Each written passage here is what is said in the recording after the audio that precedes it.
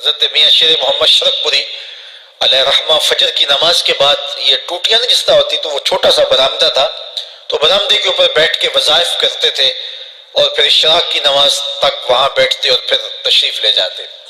گرمی کی شدت تھی تو حضرت فرائض کی ادائیگی کے بعد وہاں چلے گئے، تو نمازیوں نے آپس سے مشورہ کیا کہ یار حضرت کو عرض کریں کہ بارش کے لیے دعا کی جائے۔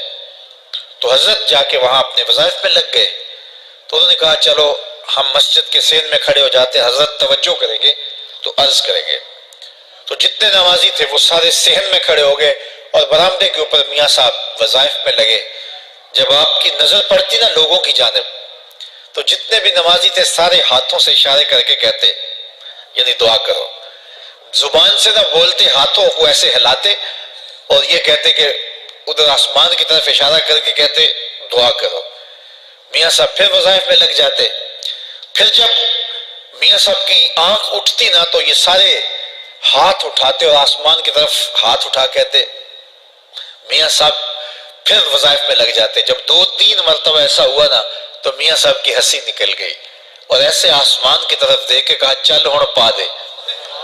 کہتے ہیں بس یہ بات کہنے کی دیر تھی کہ چھم چھم نہیں برسنے لگا۔ تو جب کوئی حضور کا ہو جاتا ہے تو رب اس کو اپنا محبوب بنا لیتا ہے۔ تو حضور کی محبت خدا کی محبوبیت کا ذریعہ ہے، اس لیے ہمیں حضور کا پیار اپنی روحوں میں موجزن کرنا ہے، حضور کی محبت اپنی روحوں میں اتارنی ہے، اور محبت اپنے تمام تر تقاضوں کے ساتھ جب روح پذیر ہوگی تو پھر ہمارا انداز زندگی بھی سنور جائے گا، ہماری آخرت بھی سنور جائے گی۔ محبت کے من جملہ تقاضوں میں سے سب سے بڑا تقاضا محبوب کی اطاعت ہے کہ بندہ جس سے پیار کرتا ہے اس کی بات مانتا ہے۔ یہ ہے دعوی محبت کا ثبوت، اس کی دلیل۔ اور حضور کے صحابہ کی زندگیاں دیکھیے کہ انہوں نے حضور علیہ السلام کے ساتھ کیسے پیار کیا، حضور کی محبت میں اپنی عادتوں کو بدل دیا۔ حالانکہ عادتیں نہیں بدلی جاتی، دو سکے بھائی ہوں، رشتہ کتنا گوڑا ہے، اور ایک گھر میں پرورش پائی ہے، ایک گود میں پلے ہیں، ایک باپ کے گہوارہ تربیت میں رہے ہیں، لیکن طبائع میں اختلاف ایک فطری بات ہوتی ہے۔ ہمارے پاس لوگ آتے ہیں، دو سکے بھائی ہوتے ہیں، ایک کی طبیعت ادھر کو جا رہی ہوتی ہے، دوسرے کا مزاج ادھر کو جا رہا ہوتا ہے، ایک سخت نرم مزاج ہوتا ہے اور دوسرے کی آنکھوں سے انگارے پھوٹ رہے ہوتے ہیں، ایک معاف کر دینے والا ہوتا ہے، ایک سخت غصیلا ہوتا ہے، ایک کی طبیعت کے اندر تلخی کی چنگاریاں ہوتی ہیں اور ایک کی طبیعت کے اندر نرمی کے پھول ہوتے ہیں، آپ نے بھی دیکھا ہوگا۔ تو یہ ایسا ہوتا ہے۔ اب اسی طرح کھانے پینے کی چیزوں میں طبائع کا اختلاف یہ فطری بات ہے، ایک کو ایک چیز پسند ہوتی ہے، دوسرے کو وہ چیز پسند نہیں ہوتی ہے۔ بعض کا ماں کو مسئلہ ہوتا ہے کہ یہ چیز اگر میں تیار کرتی ہوں تو میرا دوسرا بیٹا نہیں کھاتا، تو اس کے لیے بعض سے الگ سے کوئی چیز تیار کرنی پڑتی ہے کہ اس کی ڈیمانڈ یہ ہے اور میرے اس بیٹے کی ڈیمانڈ یہ ہے۔ مائیں مزاج سمجھتی ہیں، ایک آغوش میں پرورش پانے کے باوجود خون ایک ہے، گہوارہ تربیت ایک ہے، دودھ ایک ہے، لیکن طبیعتوں کے اندر اختلاف پایا جا رہا ہے۔ لیکن صحابہ کی زندگیاں دیکھیے، انہوں نے اپنی طبیعتیں بھی حضور کی طبیعت کے سانچے میں ڈال دی۔ حضرت انس بن مالک کو کسی نے دیکھا کہ وہ شوربے سے کدو کے ٹکڑے نکال کے کھا رہے ہیں، تو کہا یہ کیا کر رہے ہو؟ کہا میں نے ایک دن حضور کو یوں کرتے ہوئے دیکھا تھا۔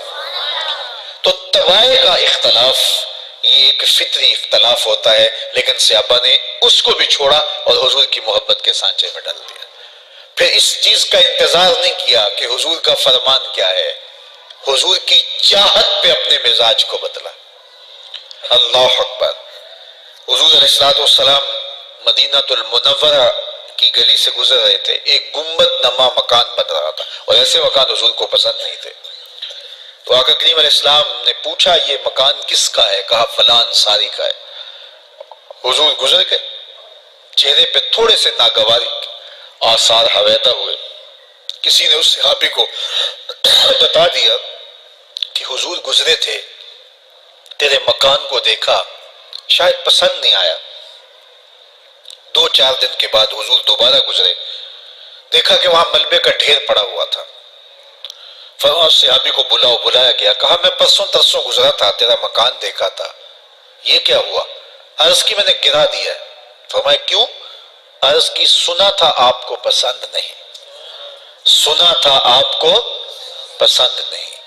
میں اور آپ دیکھیں ہمارا کیا کیا حضور کو پسند ہے، سر سے لے کر پاؤں تک، نجی زندگی سے لے کے سیاسی زندگی تک، اپنے امور ذات سے لے کر کے اپنی معاشرتی زندگی تک، ہمارا کیا کیا حضور کو پسند نہیں، اور ہر وہ چیز بدل دیں جو حضور کو پسند نہیں۔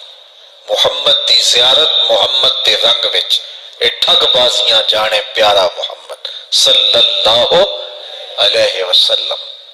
میرے شیخ کامل کا ایک شعر ہے، اور وہ شعر اتنا وزنی ہے کہ اگر میرے پاس جواہر لال موتی ہوں اور میں ایک پلڑے میں ڈال دوں اور ایک پلڑے میں یہ شعر رکھ دوں تو یہ شعر پھر بھی بھاری ہوگا۔ یاری لا تو پاک نبی سنگ، اے پر پوری یاری، فیر درود قبول ہے تیرا لکھ نہ لو ایک واری۔ 1.25 مرتبہ درود پڑھنا ایک طرف، اور ایک دفعہ حضور کی ذات پہ درود پڑھنا، ان کی محبت کے سانچے میں یوں ڈھل کر کے جو وہ کہتے ہیں وہ میری زندگی کا عمل ہے، یہ اس سے وزنی ہے، یہ اس سے بھاری ہے۔ تو حضور کی محبت، حضور کے ایک صحابی تھے، وہ حضور کو ملنے آئے، اور آئے تھے بحرین سے۔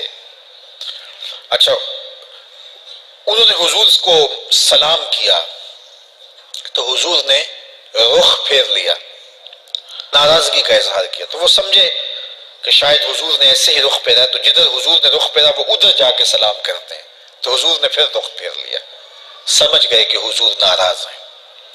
اب انہیں سمجھ یہ نہیں آ رہی تھی کہ ناراضگی کا سبب کیا ہے۔ وہ اصحاب رسول سے پوچھنے لگے کہ حضور مجھ سے ناراض لگتے ہیں، آپ میں سے کوئی بتا سکتا ہے کہ حضور کیوں ناراض ہیں؟ اللہ اکبر! آج تو کوئی بڑا باپ ہو، مرشد ہو، استاد ہو، ناراض ہو جائے اور شاگرد کو ناراضگی کی وجہ معلوم نہ ہو تو وہ الٹا ناراض آگے سے ہو جاتا ہے کہ میں نے جرم کیوں کیا ہے کہ استاد کا مزاج بگڑ گیا ہے۔ اللہ اکبر! لیکن ذرا دیکھیے، رنگ دیکھیے محبت کے، وہ صحابہ سے پوچھتا پھرتا ہے کہ حضور مجھ سے ناراض ہیں، مجھے بتائیے کہ کیا سبب ہوا؟ تو انہوں نے کہا کہ یہ تیرے ہاتھ میں جو سونے کی انگوٹھی ہے، اس سے حضور ناراض ہیں، کیونکہ حضور اس کو منع کر چکے ہیں۔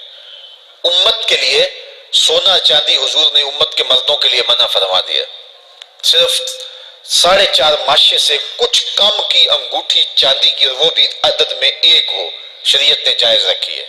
اگر 2 ماشے کی 2 ہوں گی تو پھر بھی جائز نہیں۔ عورت کو جائز ہے 10 انگوٹھیاں پہنے، سونے کی پہنے، چاندی کی پہنے، یہ اس کا زیور ہے۔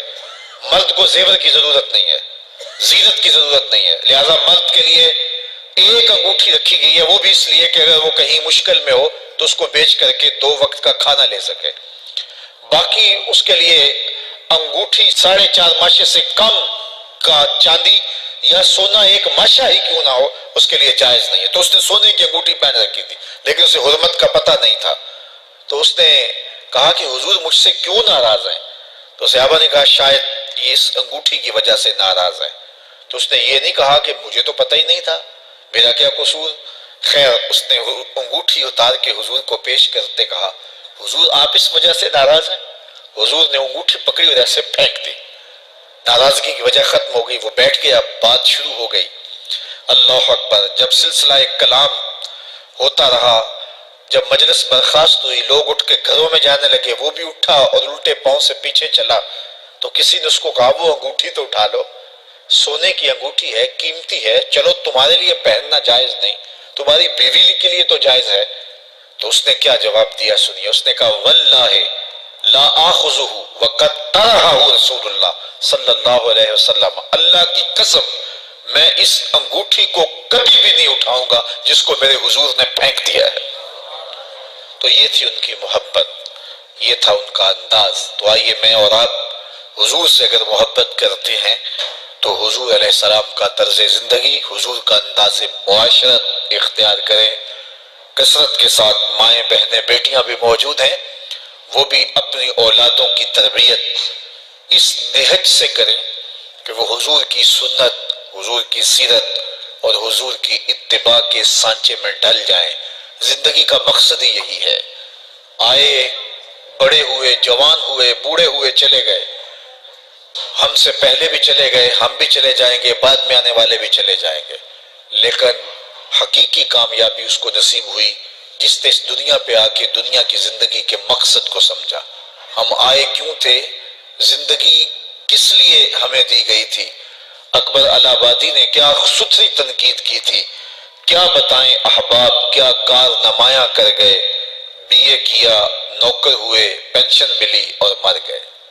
یہ کوئی کام نہیں ہے، ہماری زندگی کا کوئی مقصد ہے جس لیے ہم انسان ہیں، اشرف المخلوقات ہیں۔ دیکھیے گدھا سارا دن بوجھ اٹھاتا ہے، اللہ اکبر، میرے صاحب نے گدھے سے بھی ایک موازنہ کیا ہے کہ سارا دن جو ہے وہ بوجھ اٹھائے اور کام کرے اور پھر مالک اس کو غذا بھی نہ دے، وہ جا کے روڑیوں سے اور باہر سے جا کے چر کے پھر آ کے کام مالک کا کرے، مالک اس کو دے بھی نہ اور وہ باہر سے کھا کے آئے اور کام مالک کا کرے۔ تو اگر بندہ ہو کے، انسان ہو کے اگر نہ کرے تو میرے حضور نے ایک لمبی ربائی ہے، اس میں آخر میں لکھتے ہیں، تو چنگا یعقوب یا کھوتا تینوں شرم نہ آوے، کہ اگر وہ ایک گدھا بھی کام کرے، اپنی پیٹھ پہ بوجھ لا دے اور تو اپنے مالک کے لیے کچھ نہ کرے، اور ساری نعمتیں مالک نے تجھے دی ہیں اور عزتیں اور آبرویں تیرے نام کی ہیں اور تو اس کا حق ہی ادا نہ کرے، تو پھر کس طرح تیرے سے، تو پھر اولئک کالانعام بل ہم اضل، فرمایا تو چوپایا ہے بلکہ چوپایوں سے بھی بدتر ہے۔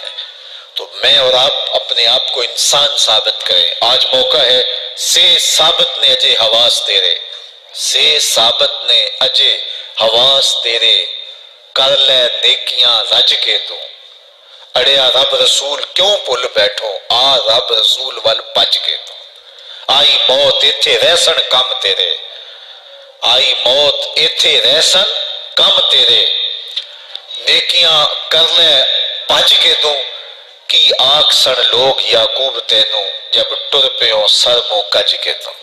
وہ وقت آئے گا جب تنیاں باندھ دی جائیں گی، جب دونوں جانب سے کفن باندھ دیا جائے گا، پھر پردہ ہٹا ہٹا کے دیکھا جائے گا، پھر بند کر دیا جائے گا۔ وہ لمحے کتنے دردناک ہوں گے، وہ گھڑیاں کتنی دردناک ہوں گی۔ آج مجھے اور آپ کو اللہ نے موقع دیا ہے تو آج حضور کی سیرت کو اپنانے کا، اپنی روحوں میں اتارنے کا عزم کر کے